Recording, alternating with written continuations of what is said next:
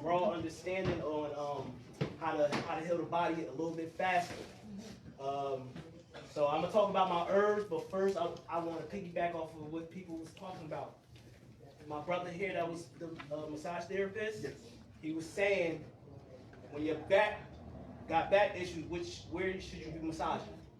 Up in front of the chest, open the chest. King David said, you got wrist issues, where should you be touching base at? The knee, opposite knee. Yeah, see how the body works? As above, so below. If you got brain fog, you do a colonic. You clean your ass. Because your brain is connected to your transverse colon. So that's why they say as above, so below. Right? And also, Arlene was talking about disconnecting. Right? Because parasites don't connect or disconnect, they attach. Right? And we are DNA strands. Our beginning, before we physical, we just DNA strands. How do DNA strands go? They connect, they disconnect, and then they connect again, and they keep doing that infinity. And that's how we should be playing life out. We should be connected to things and disconnected from it so we can connect again. And when you don't disconnect, you become a parasite to that entity that you're connected with. Right? So I'm gonna give y'all my perspective on reality and how to not be a parasite to your paradise. Okay? Wow. First thing I want to talk about is love. Alright? Because to my understanding, the true love don't live here. We get increments of love, moments of love. Right?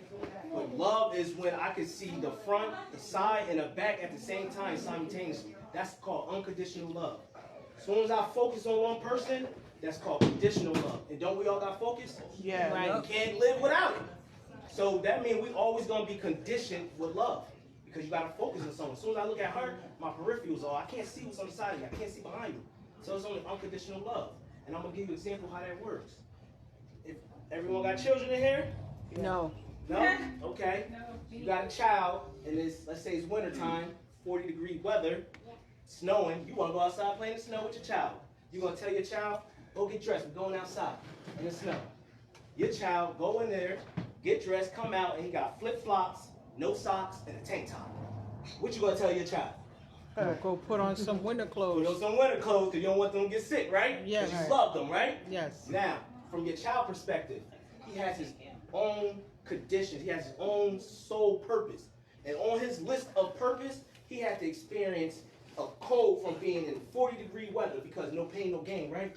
You don't grow being happy. You don't grow being peaceful. You grow through traumatic events. You grow through problems. You grow through resistance. That's right. So this child is going to put on flip-flops, no socks, with a tank top, go catch a cold. The cold going to sit him down. And because he's by himself, he's going to be with himself. And he's going to spiritually develop himself like that. That's on his list to heighten his own awareness. But the conditional love, you better go in there and put a coat on. You go put some socks and shoes on. And now he's like, oh, man, because he know he need to do it. But the parents going to give you your first trauma. Childhood trauma comes from your parents. Your parents only know conditional love. You're supposed to let a child be. Not in a sense like let them run crazy, but understand why they chose to put this on, knowing it's cold outside. Talk to them. Don't just, no, go put some shirts on. Go put it. We condition. And we need to experience unconditional love. Okay, so this lady got shot 7 times. The first shot, she didn't even know she got shot. It was in her face. So all she felt was a heat sensation in her head, and she didn't know she got shot until her face fell in her hand. The second, the third, the fourth shot, she didn't even feel it. A cloud appeared and it covered her. She heard the shots coming in, but she couldn't feel them. And then she got to a point because she was getting shot in the car. They was trying to get her boyfriend. Boyfriend ran out the car. So she was getting shot in the car. And when she found herself in a place where every person she ever experienced was in this one room. And when she walked up to that person, she could see the past experience she had with them, the now experience she having with them, and the future experience she's having with that person. And she didn't want to leave that spot. Her angel tried to put her back in her body because she still had more to do on this earth. But she didn't want to go. She wanted to stay in that spot because she was experiencing unconditional love. When you can see the past, the now, and the present simultaneously. And that's what you want to experience when you leave a body. Now, I talk about death because death is healing. Everybody like living, right? But we all know death is coming.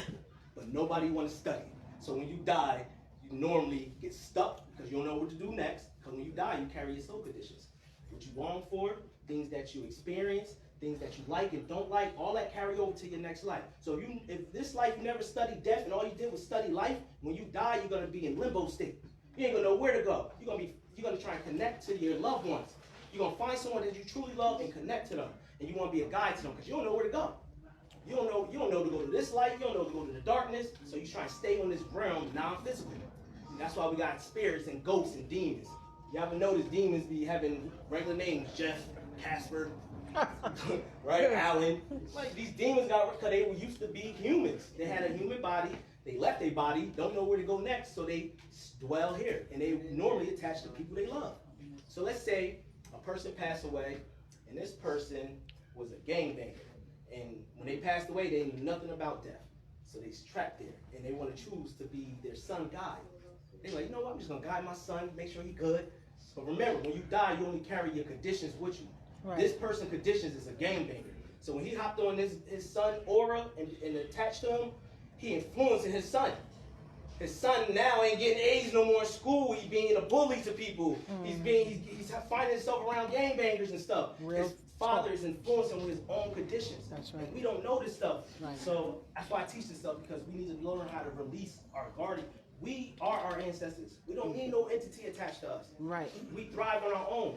So we got to learn, this is how you know you got someone with you, because you can't get rid of their stuff. They passed away, you still watering their stuff. That's not you doing it, that's them trying to get you to hold on to their stuff. Right. Okay? All right, so we need to learn how to release people. Speak your mantras out loud. Say that you're a sovereign being, because sovereignty is key right now, y'all. Our enemies not here, but they left their establishments. They left the tools that keep us in a mental slave, right? And so our enemies left. They left their establishments, and we freely go to these places. No one forces you to go to the hospital. You walk in there yourself. No one forces you to go to these food stores that they created to corrupt your gut and your mind. We walk in there freely ourselves. So we have to gain this level of awareness, and when you gain this awareness, that's when true healing begins, right? Then radiation. She recorded me on her phone. Phones, I see phones. Everybody got a phone. I don't have a phone. I got a flip phone. That's my personal primary phone, because I understand how radiation works. Our enemies cannot directly attack us. Because we sovereign supreme beings. They know that. We forgot. We live in a stream of forgetfulness. So they studied us to the core plus more, and now they know how to attack us. Oh, we're just gonna give them a parasite. The parasite gonna take over their emotions, their urges, and their perception. Oh, put radiation on them. So now they can't heal, because they gotta get the radiation off them to heal first. So when I do my clients, the first thing I see, how much radiation they exposed to. Because if you got herpes, you ain't healing if you get that radiation, if you got radiation on you. And how do we get our radiation? From our phones. These phones is a double-edged sword, because they manifestor generators. That means I could put all my thoughts in this phone, and it could appear at my front door in less than a month, less than a week. Right? Your phone is a manifestor generator. No one don't use it for really what it is. They use it for entertainment purposes. The double-edged sword, that emits a high frequency of low radiation. And it's in your settings. If you go to your settings, you go to general, you go to legal, regulatory, and you go to RF exposure, it's going to tell you, do not hold your phone in your hand. Do not put it to your ear. Use the speakers that we provide and the headphones we provide. Keep it 3 centimeters from your torso. They tell you don't hold the phone in your hand. And it's in the settings, because our enemy never lied. They deceive. That means they hide the truth right in your face. Right? So we got to heighten our awareness so we can see the deception, so we can heal. You cannot heal when you're being deceived 24/8.